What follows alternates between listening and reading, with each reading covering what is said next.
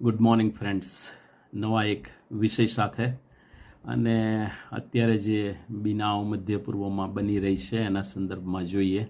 ગઈકાલ રાત્રે લગભગ 10:30ની આસપાસ, એટલે ઇઝરાયેલના સમય પ્રમાણે લગભગ 8 વાગ્યાની આસપાસ સાંજે ઈરાને ઇઝરાયેલ પર 150 કરતાં વધારે મિસાઇલ્સ છોડી, રાઈટ. અને જો તમે રાત્રે ન્યૂઝ જોયા હોય તો આપણને ખબર પડે કે કેટલું અઘરું, કેટલું હોરિબલ લાગે જે લોકો ઇઝરાયેલમાં રહેતા હશે, જે લોકો ગાઝામાં રહે છે, જે લોકો અત્યારે લેબેનોનમાં રહી રહ્યા છે, બેરૂતની આસપાસ છે, સાઉથ લેબેનોનનો જે પાર્ટ છે અને ઇઝરાયેલનો નોર્થ પાર્ટ કે જ્યાં આગળ અત્યારે હિઝબુલ્લા અને ઇઝરાયેલ આર્મીનું વોર ચાલી રહ્યું છે, રાઈટ.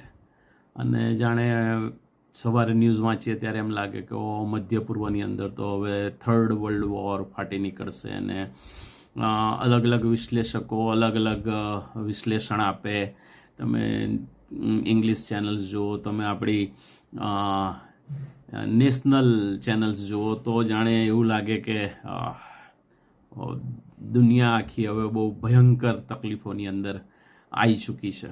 પણ વાલાઓ, દુનિયાના માટે એ નવું હોઈ શકે, બિહામણું હોઈ શકે, એમના માટે હોટ ન્યૂઝ હોઈ શકે, બ્રેકિંગ ન્યૂઝ હોઈ શકે, પણ યાદ રાખીએ વાલાઓ, ખ્રિસ્તના લોક તરીકે મારા ને તમારા માટે આ બ્રેકિંગ ન્યૂઝ નથી, આ ટોક ઓફ ધ ટાઉન નથી, આ હોટ ન્યૂઝ નથી. યાદ રાખીએ. કેમ? કારણ કે તમે ને હું જો ઈશ્વર પર ભરોસો રાખીએ છીએ, વચનો નિત્ય વાંચીએ છીએ ઈશ્વરના, અને ઈશ્વરના વચનોમાં જે ભવિષ્યવાણીઓ કરવામાં આવી છે એને જો ધ્યાનથી સમજવાના માટે યત્ન કરીએ છીએ, તો આ બાબતો આપણા માટે નવી નથી. કેમ? કારણ કે જો તમે ઉત્પત્તિનું પુસ્તક અને એનો 15મો અધ્યાય અને એની 18મી કલમ વાંચો, તો ઈશ્વર જ્યારે ઇબ્રાહિમની સાથે કરાર કરે છે ત્યારે ઈશ્વર ઇબ્રાહિમને ત્યાં આગળ કહે છે કે એ જ દાડે યહોવાએ ઇબ્રાહિમ સાથે કરાર કર્યો કે મિસરની નદીથી, એટલે કઈ નદી? મિસરની નાઇલ નદીથી, રાઈટ, લઈને ફ્રાતની મહાનદી, એટલે કે આસુર અને બેબેલોન સામ્રાજ્ય જે નદી પર હતા, મેસોપોટેમિયાનો વિસ્તાર જેને આપણે કહીએ, રાઈટ, એ જે મહાનદીઓ ત્યાં ગાડી હતી, ફ્રાત નામની મહાનદી લગીનો આ દેશ મેં તારા વંશજોને આપ્યો છે. ઇબ્રાહિમને ઈશ્વર વચન આપે છે, કરાર કરે છે, રાઈટ. આજ દિન સુધી આ ભવિષ્યવાણી પરિપૂર્ણ થઈ નથી, રાઈટ. અને એટલે જો ધ્યાનથી તપાસીએ તો હવે પેલેસ્ટાઇન પર ઓલરેડી ઇઝરાયલનો કબજો છે, વેસ્ટ બેંક તો ઓલરેડી 73માં લઈ લીધું હતું, રાઈટ. અને હવે જોઈએ છે ગાઝા પર પણ એણે પોતાનો કબજો કરી રહ્યો છે, અને ધીરે ધીરે હવે લેબેનોન તરફ આગળ વધી રહ્યું છે, રાઈટ. સો હજી તો એણે બહુ મોટું કાર્ય કરવાનું બાકી છે ભવિષ્યવાણી પ્રમાણે. અને એટલે મારા ને તમારા માટે આ નવા ન્યૂઝ હોઈ શકે નહીં જો આપણે વચન વાંચીએ છીએ તો, રાઈટ. એ સાથે જો આપણે જોઈએ તો જૂના કરારના વારસો કોણ? યહૂદીઓ, રાઈટ. અને એટલે જો તમે તપાસો તો દાઉદ ભક્ત જે ગીત લખે છે, ચડવાનું ગીત, ગીતશાસ્ત્ર 122, અને એની અંદર એ શું લખે છે કે યરૂશાલેમની શાંતિને માટે પ્રાર્થના કરો, તારા પર પ્રીત રાખનારા ક્ષેમ કુશળ રહો, તારા કોટની અંદર શાંતિ અને તારા મહેલોની અંદર કુશળતા થાવ, રાઈટ. યરૂશાલેમની શાંતિને માટે પ્રાર્થના કરો. અને વિશ્વાસી તરીકે મારી તમારી આ ફરજ છે, રાઈટ, કે યહૂદીઓ ઈશ્વરની પસંદ કરેલી પ્રજા એ શાંતિમાં રહી શકે. પણ આપણે જોઈએ છે, રાઈટ, એ શાંતિમાં નથી રહી શકતી. કેમ? કારણ કે એમણે ખ્રિસ્તને ત્રાતા અને તારનાર તરીકે સ્વીકાર્યા નહીં, એટલા માટે, રાઈટ. જો એ સ્વીકારી લીધા હોત તો શાંતિમાં રહેતા હોત, પણ એમણે પ્રભુ ઈસુ ખ્રિસ્તને પોતાના તારનાર તરીકે, ઉદ્ધારનાર તરીકે, મસીહા તરીકે, યેશુઆ તરીકે પ્રબોધકો પ્રબોધ કરીને થાકી ગયા, રાઈટ. અને યશાયા પ્રબોધકે તો બહુ સ્પષ્ટ કીધું કે જ્યારે આંધળા દેખતા થાય, લંગડા ચાલતા થાય, રાઈટ, મૂંગા બોલતા થાય, ત્યારે તમારે ધારવું, સમજવું કે તમારો ઉદ્ધારનાર પાસે છે, આવી રહ્યો છે, આવ્યો છે. પણ તેમ છતાંય તેઓએ ખ્રિસ્તનો સ્વીકાર કર્યો નહીં. અને જ્યારે તમે ને હું નવા કરારના વારસો છીએ, અને ત્યારે આપણા માટે તો બહુ સ્પષ્ટ લખી દેવામાં આવેલું છે, રાઈટ.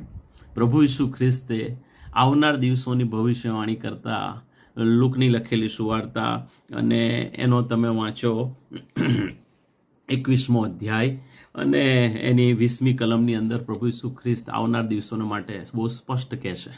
રાઈટ, આ તમે 21મો અધ્યાય વાંચો તો આપણને ખબર પડે કે શિષ્યો પૂછતા હતા, પ્રભુ તારો આવવાનો સમય હવે ક્યારે થશે?